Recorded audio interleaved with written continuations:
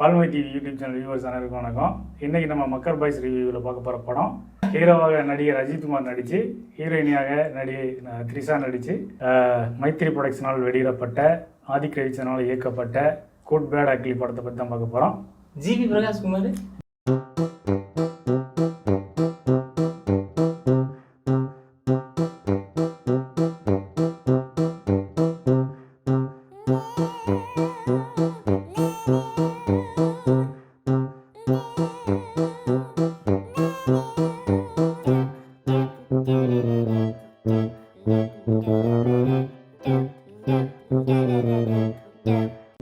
இப்படி எல்லாத்தையும் சொன்னோம்னு வச்சுங்களேன், என்ன சரி முழுக்க சொல்லிக்கிட்டே இருக்கலாம்.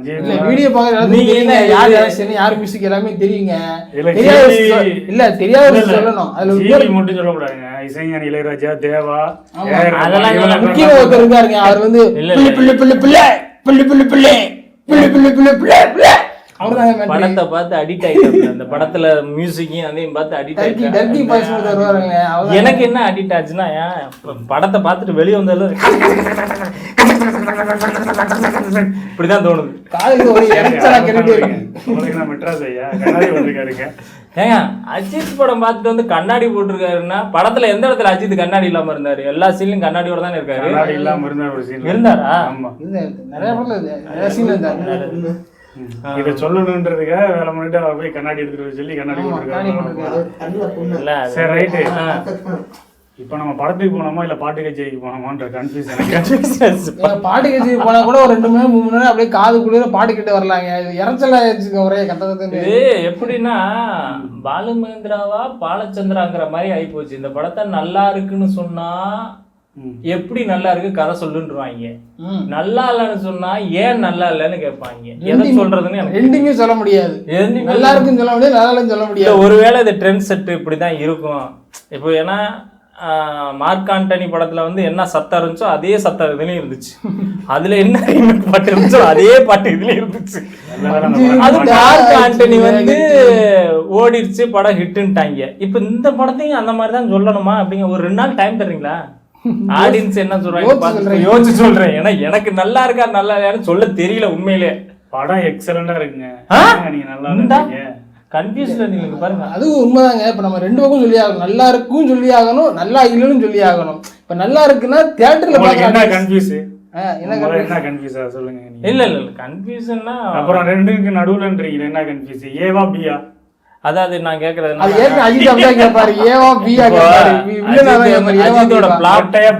இல்ல சி தாங்க. பி ஏபி தாங்க. சி ரெண்டுமே வேணும். நல்லது பிளாப் படம் ஒரு 3 படம் சொல்றேன். ராஜான்னு ஒரு படம், ஆஞ்சனியான்னு ஒரு படம், உன்னை கூட என்ன தெரியும்னு ஒரு படம். இதெல்லாம் அட்டர் பிளாப் அஜித்துக்கு. இதுக்கு எல்லாத்தையுமே கதை என்னன்னு கேட்டா டக்கு டக்குன்னு சொல்லுவேன். உன்னை கூட என்ன தெரியும்னா ஒரு மிலிட்ரிக்கு போறதுக்காக லவ் பண்ணுவாரு, மிலிட்ரியா காதலாங்கிறதுல ஒரு நெறிபாடு வரும். அதுதான் திரைக்கதை. ஆஞ்சனியாவில் ஒரு ஐபிஎஸ் ஆகிறதுக்கு முன்னாடி ரவுடிகிட்ட ஒரு மோதல் வரும். ஒரு ஐபிஎஸ் ஆனாரா இல்லை ரவுடிஸ்தை அழிச்சாராங்கிறது ஒரு இது வரும். ராஜா படத்தில் வந்து காதலிச்சது ஒரு பொண்ணு, வேற ஒரு பொண்ணு ஒன் சைடாக காதலிச்சிருக்கா, அது சேர்ந்தாங்களா இல்லையாங்கிறது. இதில் எந்த கதையை சொல்கிறேன்னு தெரியலையே. ஒரு நிமிஷங்க, நீங்கள் சொன்ன எந்த படமும் தேட்டரில் காமிக்கவே இல்லைங்க. அவங்க காமிச்சதுல வேற படம் காமிச்சாங்க. அதுதான் சொல்கிறேன். அஜித்தோட அட்டர் பிளா படத்துக்கு கதையெல்லாம் நான் சொல்கிறேன். ஆனால் இந்த படம் நல்லா இருக்குன்னு இருந்தாலும் சூப்பராக இருக்குன்றாப்புல என்னால் கதையை சொல்ல முடியலையே. கதை சொல்லுங்க. அதாவது வழக்கமா வந்து ஒரு பையன் வந்து காணாம போயிட்டானா அப்பா தேடுவார். இது வழக்கமான அப்பா. சரி, எப்படி தேடுவாரு? எப்படியாவது என் பையனை கண்டுபிடிச்சே ஆகணும். எடுத்தோன்னா போலீஸ் ஸ்டேஷன் போவாரு, போலீஸ்ல போய் கம்ப்ளைண்ட் பண்ணுவாரு. அப்புறம் வந்து எங்க காணாம போனா ஃப்ரெண்ட்ஸ் கிட்ட எல்லாம் கேட்பாரு, செய்வாரு. ஆனா ஒரு கேங்ஸ்டர் அப்பாவா இருந்து அவன் பிள்ளை தொலைஞ்சு போயிட்டா அந்த அப்பா எப்படி தேடி கண்டுபிடிப்பாரு அப்படின்றது அப்படிங்கிறதான் கதை. இது வரைக்கும் தமிழ் சினிமாலயோ உலக சினிமால இந்த மாதிரி கதை வந்திருக்காங்க. இல்ல இல்ல வரல. நீங்க வந்து சாதாரண அப்ப ஒரு பேங்க் ஆபீசரா இருக்காப்ல, அவரால் என்ன பண்ண முடியும்? அதிகபட்சம் போலீஸ் கம்ப்ளைண்ட் பண்ண முடியும், இல்ல ஃப்ரெண்ட்ஸ் கிட்ட ஹெல்ப் கேட்க முடியும்.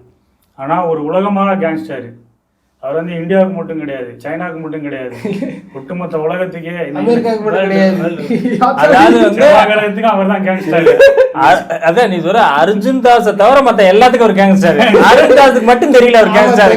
ஆனா அருண் தாஸ் கேங்ஸ்டர், அவரு கேங்ஸ்டர் அருண் தாஸ். ஆனா அவருக்கு தெரியல ஒரு கேங்ஸ்டர். ஆனா எல்லாத்துக்கும் தெரியும். அர்ஜுன் தாஸ் விடுங்க, அந்த இந்திய ஆக்டர் ஒருத்தர் ஒரு வயசான பெருசு பெருசு.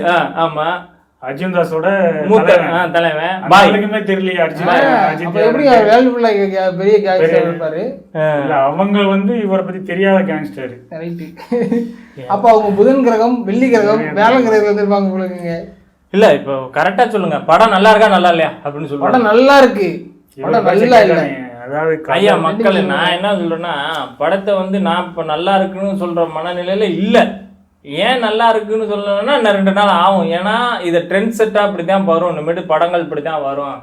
ஒரு திரைக்கதையா பேச்சு கிடையாது. உங்களுக்கு பிடிச்சிருக்கா ட்ரெண்ட் வந்து எதனாலும் சொல்லட்டும். நான் தான் குழப்பத்துல இருக்குன்னு சொல்லிட்டேன். நான் ஒரு பிடிக்குது பிடிக்கலன்னு சொல்லலாம், சும்மா குழப்பத்துல. அதான் பிடிக்குது பிடிக்கலன்றதுக்கு நடுவுல குழப்பத்துல இருக்கு. குழப்பம் இல்லாம ஒரு தெளிவான பதில் நான் சொல்றேங்க. நம்ம இப்ப என்ன பண்ணுவோம், தியேட்டர்ல போய் டிக்கெட் கொடுத்து படம் பார்க்க போனோம். ஸோ தியேட்டர்ல அவ்வளவு காசு கொடுத்து டிக்கெட்ல படம் பார்க்கும்போது ஒரு ஃபுல் ஃபீலா என்னென்ன அஜித் ஃபேன்ஸ்க்கு என்னென்ன தேவையோ இதெல்லாம் மொத்தமா சேர்த்து ஒயிலாட்டம் மாநாட்டம் 90s கிட்ஸ், முக்கியமா 90s கிட்ஸ் தேவையான எல்லா பாட்டும் உள்ள வச்சிருக்காங்க. துப்பாக்கி சூடு அந்த பல்ட்டி இது கார் டைவ் அடிக்கிறதுலாம் நீங்க பாத்தீங்க. போன்ல என்னென்ன பாட்டு இருக்கோ அத்தனை பாட்டுல போட்டாங்களா இல்லையா? போட்டாங்க. அந்த படத்துல உள்ள பாட்டை தவிர மத்த எல்லா படத்துல உள்ள பாட்டு அதுல வந்துச்சு. என்ன சொல்ல போனா ஜெயிலுக்குள்ள சண்டை வச்சு பாத்துறீங்க அந்த படத்துல. இந்த படத்துல ஜெயிலுக்குள்ள தமிழ்ல சண்டை இல்ல.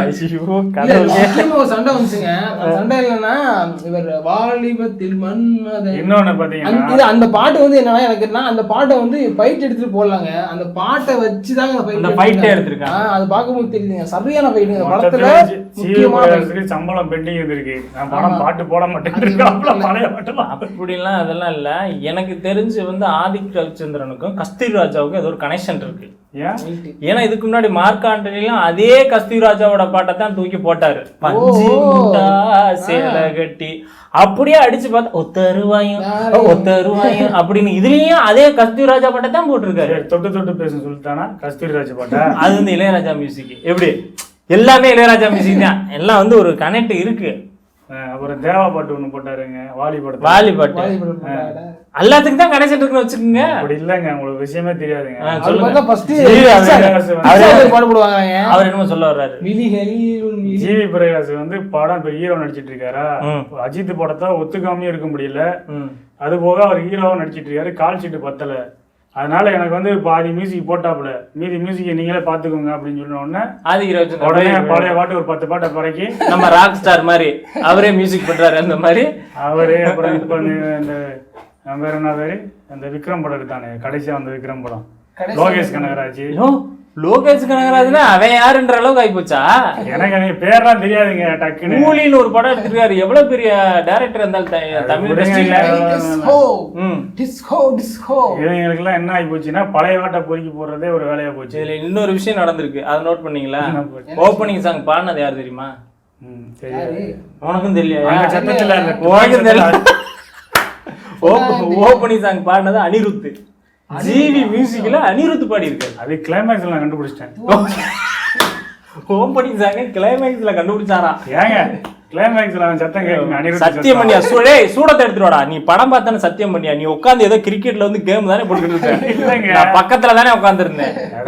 கடையே வெளியே வந்து அப்படியே வந்து படம் நல்லா இருக்குங்க அப்படின்ற என்னன்னே எனக்கு ஒண்ணும் புரியல. கிரிக்கெட்டும் பார்த்தேன், படமும் பார்த்தேன். எப்படி பார்த்தேன்? இந்த படத்தை வந்து சொல்ல வேண்டிய விஷயம் நிறைய விஷயங்கள் இருக்குங்க. என்னன்னா முதல்ல இந்த ஆக்ஷன் சீக்வன்ஸ் எல்லாம் பாத்தீங்கன்னா நிறைய உங்களுக்கு தேவையான அளவு உள்ள வச்சிருக்காங்க. அதாவது இந்த படத்துல பாட்டுன்னு பார்த்தா எல்லா படமே சூப்பரா உங்களுக்கு பிடிச்சிருக்கும். எல்லா படமும் பசங்களோ ஆடியன்ஸையும் என்டர்டைன்மெண்ட்டுக்கு உண்டான படம் தான் இது. பசங்க ஜாலியா போய் படம் பார்க்கணுமா, ஜாலியா அஜித்தை மாசா காட்டியிருக்காங்க அப்படின்னா இதுல என்ன ஒரு பாசிட்டிவான விஷயம், இதுக்கு முன்னாடி வந்த விடாமுயற்சின்ற படத்துல இருந்து அந்த ஒரு கண்டினியூட்டி தாங்க இந்த படம்.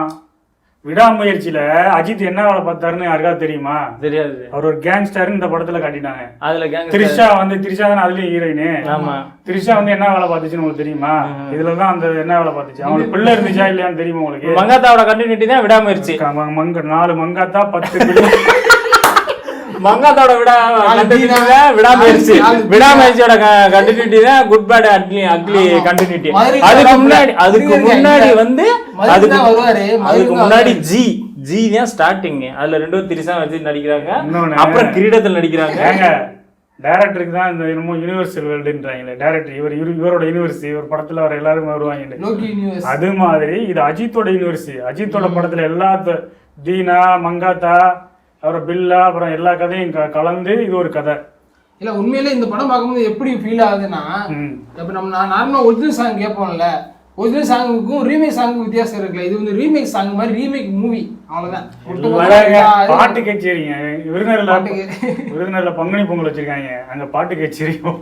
அந்த பாட்டு கச்சேரி என்ன பாட்டு கச்சேரி லோக்கல் கை டான்ஸ் ஆடுவாங்க, இல்ல அர்ஜுன் தாஸ் டான்ஸ் ஆடுறாப்ல.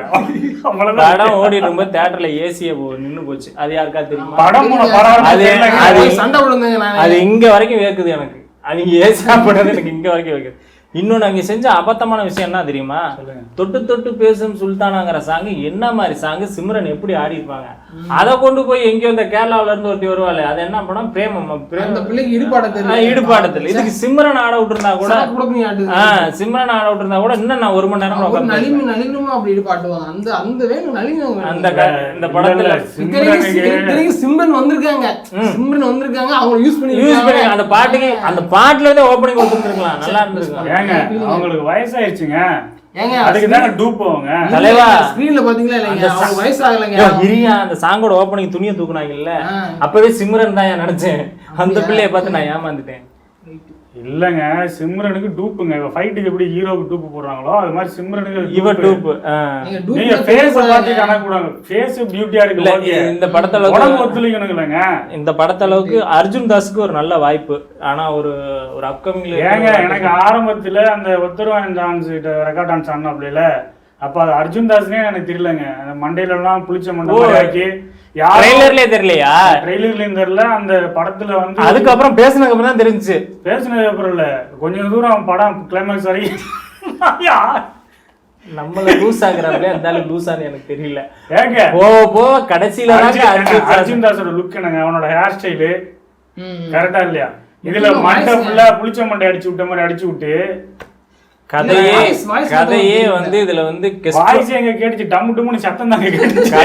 கதையே வந்து அஜித் இதுல கெஸ்ட் ரோல் தான் பண்ணிருக்காரு. மெயின் ரோல் வந்து அர்ஜுன் தாஸ் தான். அவங்களுக்குள்ள லவ் ஸ்டோரி தான். அர்ஜுன் தாஸுக்கும் த்ரிஷாவுக்கும் லவ் ஸ்டோரி இல்ல. அந்த ஒரு பொண்ணை காதலிக்கிறான்ல, அவங்க சாகும்போது இழுத்து புடிச்சிட்டு இருக்கான்ல, புடிச்சு விட்டுறா, அதுதான் படத்தோட மெயின் கதையே.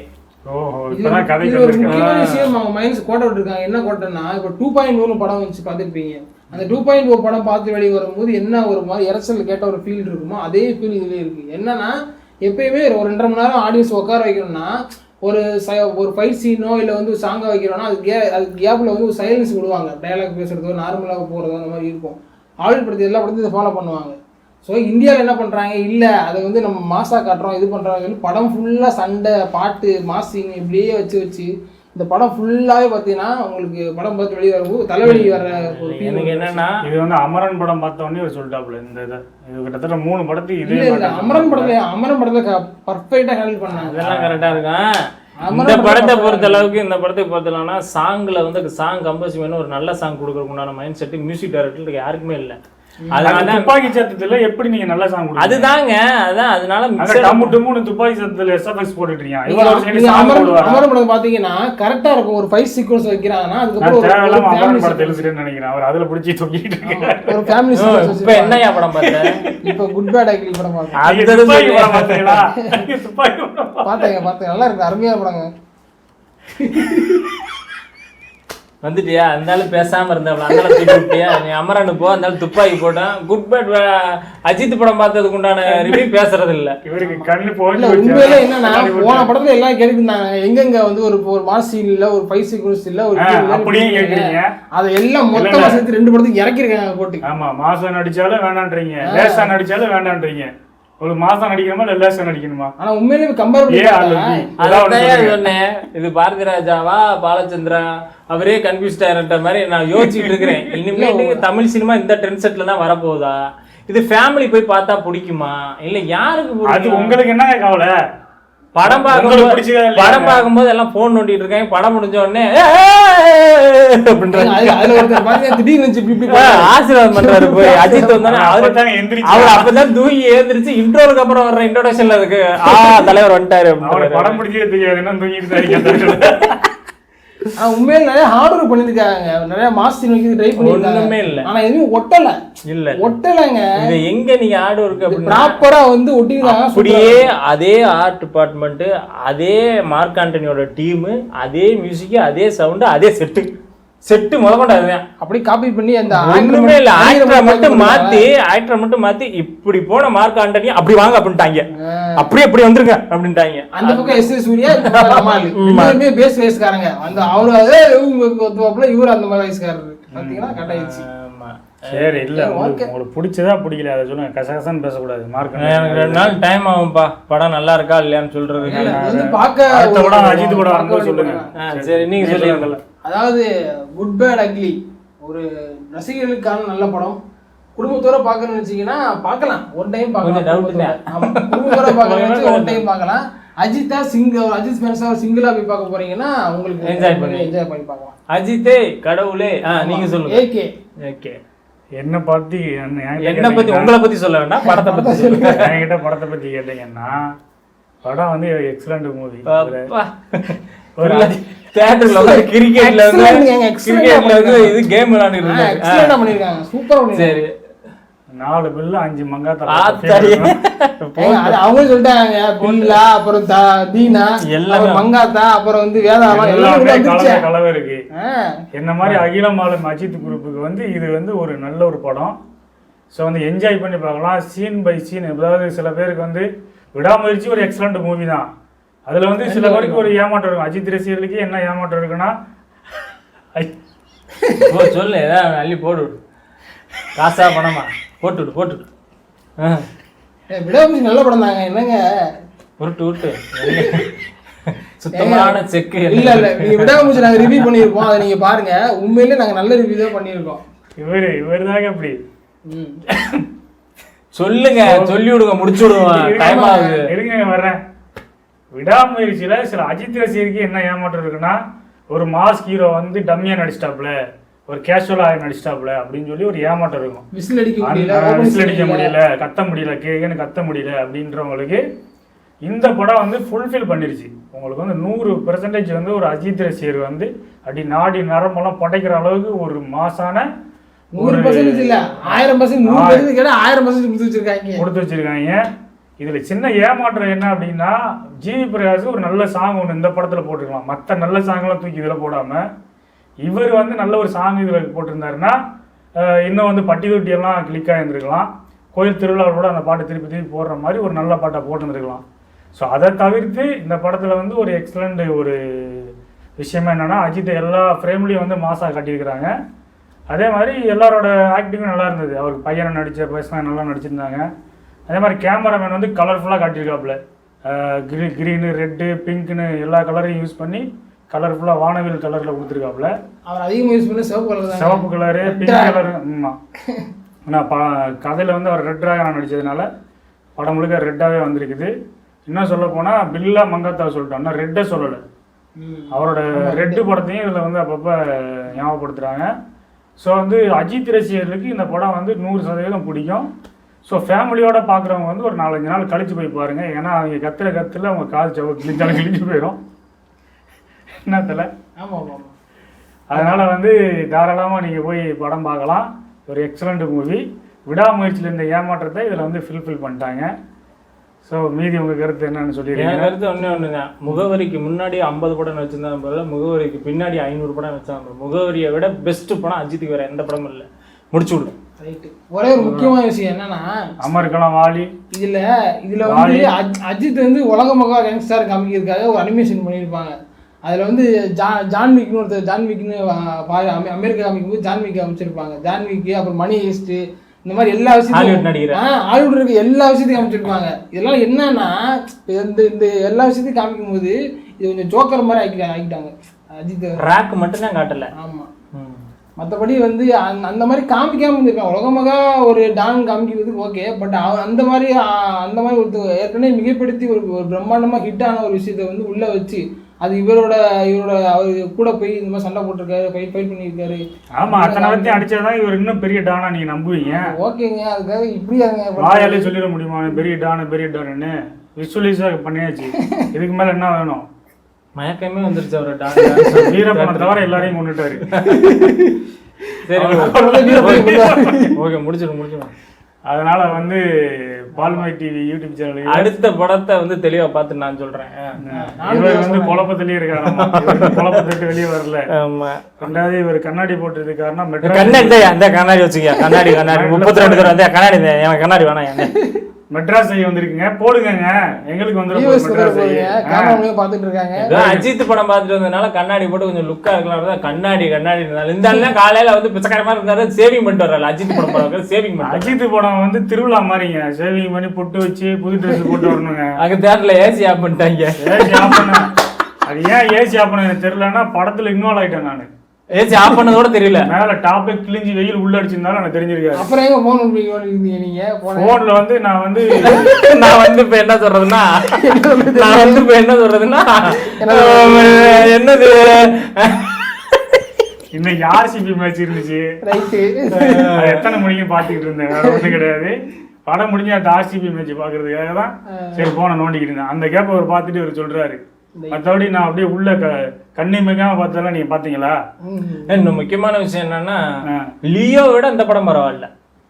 இல்ல அப்படி சொல்ல முடியாது. லியோ கம்பேர் பண்ணும்போது லியோ நல்லா தான் இருக்கும். லியோ வந்து நல்லா இருக்கா?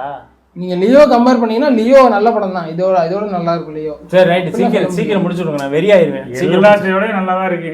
சும்மா லியோவோட அது நல்லா இருக்கு. லியோ எந்த படத்தோட கம்பேர் பண்ணாதீங்க, சீக்கிரம் முடிச்சுடுங்கன்ட்டேன். லியோ நல்லா இருக்குன்ட்டாப்ல நான் முடிச்சுடுங்க. லியோல என்ன பண்றேன்னா அந்த யார் லியோ கேக்குறதா கடுப்பா இருக்குமே தவிர மத்தபடி நல்லா தான் இருக்கும். பல வாட்டி சொல்லியிருக்கேன் கதை அம்சத்துக்குள்ள உனக்கு வந்து மைனஸா இருக்கிற அப்படின்னு. ஆனா இது லைவ் போயிட்டு இருக்கு. யோ ஆஃப் பண்றியா இல்லையா, எழுந்து போட்டுமாயா? சொல்லுங்க இருங்க. ரசிகர் வந்து டியூரேஷன் பத்தலன்றாங்க. நீங்க பேசுறது இன்ட்ரெஸ்டிங்கா இருக்கு, இன்னொரு 1 மணி நேரம் பேசுங்கன்றாங்க. சொல்லி முடிச்சுடுங்க. இருக்கீங்க பண்ணிட்டு இருக்கீங்க. இதுதான் இவரெல்லாம் கூப்பிட கூடாது. கேட்டையில இருக்கீங்க. போற வரைக்கும் போட்டு விடுங்க, கீழே கமெண்ட்ல போட போறாங்க. எனக்கு வந்து ரொம்ப பிடிச்சிருக்கு படம். இவர் வந்து குழப்பத்தில் இருக்காரு. ஸோ அவருக்கும் ரொம்ப பிடிச்சிருக்கு. உங்களுக்கு தெரியும், நாங்கள் 2 பேரும் ஹானஸ்டாக பேசுவோம். இவர் தான் ஃப்ராடு பண்ணுவார். இவர் எதுக்குன்னா இவர் ஹைலைட்டாக தெரியறதுக்காக நல்லா இருக்கிற படத்தை நல்லா இல்லாம்பாரு, நல்லா இல்லாத படத்தை சூப்பரும் பாரு. கங்குவா சூப்பர்னு சொன்ன ஒரே ஆள் இவர் தான். கங்குவா ஆமா, ஜோதியாவே நல்லா இருந்துச்சு, இவர் மட்டும் நல்லா இருக்கு. நல்லா இருக்கு. ஐயோ, அதான் சில பல குறைகள் இருக்கு அப்படின்னு என்ன அர்த்தம்? அது இவர் சூப்பர் இருந்தாரு. இவர் பேச்ச கேட்க ஆஸ்காருக்கு நாமினேட்ல ஆச்சுங்க கங்குவா. என்னங்க 10 ஆஸ்கார் வாங்கிட்டாரு. ஓகேங்களா? ஸோ அல்டிமேட் அஜித் குரூப் சார்பா இந்த படம் வெற்றி பெற வாழ்த்துகிறேன். மீண்டும் நம்ம இன்னொரு வீடியோ சந்திப்போம். சரி விடுங்க. இப்போ அகிலமாலும் அஜித் குரூப் சார்பாக இந்த படம் வெற்றி பெற நான் வாழ்த்துகிறேன். ஸோ மீண்டும் நம்ம இன்னொரு வீடியோவில் சந்திப்போம். அது வரைக்கும் நம்ம சேனலை சப்ஸ்கிரைப் பண்ணுங்க. நன்றி, வணக்கம். நன்றி.